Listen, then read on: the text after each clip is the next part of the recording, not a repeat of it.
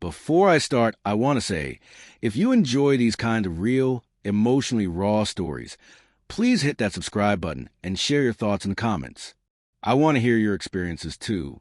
I still remember the moment everything shifted. My phone buzzed while I was sitting on the edge of my bed, scrolling through nothing in particular. The message was from her. I think we need some space. I need to figure out if you really love me. It hit me like a punch I didn't see coming. Space? Love? I froze, my fingers hovering over the keyboard, unsure if I should reply, apologize, or just crumble into silence. I thought rejecting her at that moment, being firm, showing that I wasn't desperate, would prove my love. I wanted her to see that my love wasn't weak, that I wasn't going to beg. I didn't realize that my test would become the beginning of the end. The days after that were a haze. I kept replaying every conversation, every touch, every laugh we shared. Maybe I overreacted. Maybe she'd misunderstood me. But every time my phone rang, my heart skipped.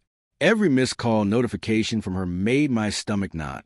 I told myself it was fine, just temporary, that she needed reassurance, not distance. Then the signs started. Small things at first. Her leaving the room when my calls came in, a quick glance at her phone that she immediately hid, delayed replies that didn't feel like busy schedules. I told myself I was imagining it. I wanted to trust her. I really did. But deep down, a seed of doubt started to grow. One evening, I came home early from work, hoping to surprise her with dinner. She wasn't in the apartment. Her bag was there, but her shoes weren't. On the kitchen counter, a receipt from a cafe I didn't recognize sat next to her keys. I picked it up, trying to ignore the sinking feeling. It was hours old, and my mind raced. Maybe she was meeting a friend or a co-worker. I tried to push it away, convincing myself that trust was a foundation, not suspicion. But then came the night I wasn't supposed to be home. I had taken a half day, deciding I needed a break. I opened her laptop, something I swore I'd never do, but it was sitting there unlocked, almost like fate dared me. And that's when I saw it. Messages, chat logs, her laughter at things she never shared with me, whispered promises to someone else.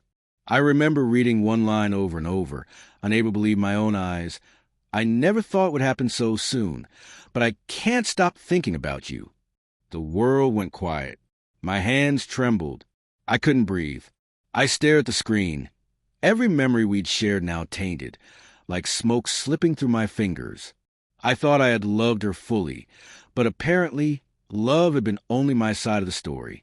When she came home, I wasn't angry at first. I was too hollow.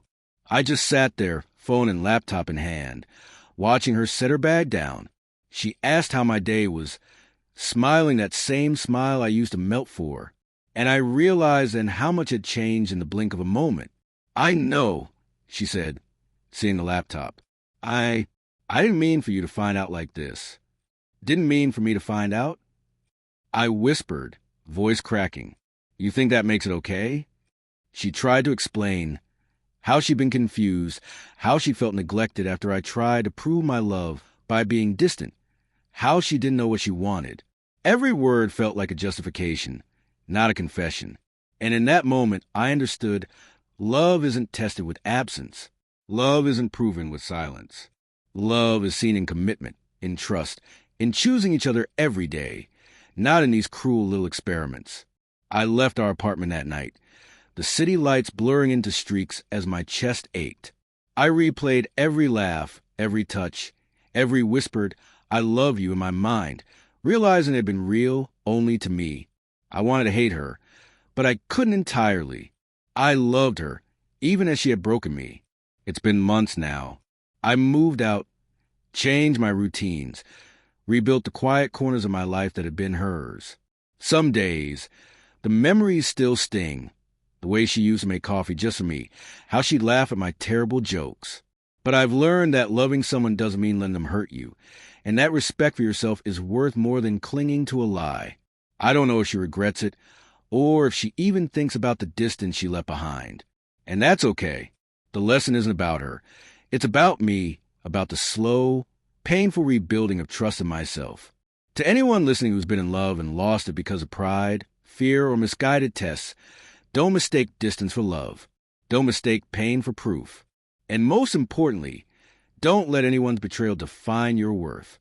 It hurts, yes, but the strongest thing you can do is stand back up, even if your heart is in pieces, and know that you'll love again, not blindly, but wisely, with the kind of love that refuses to be a test or a game.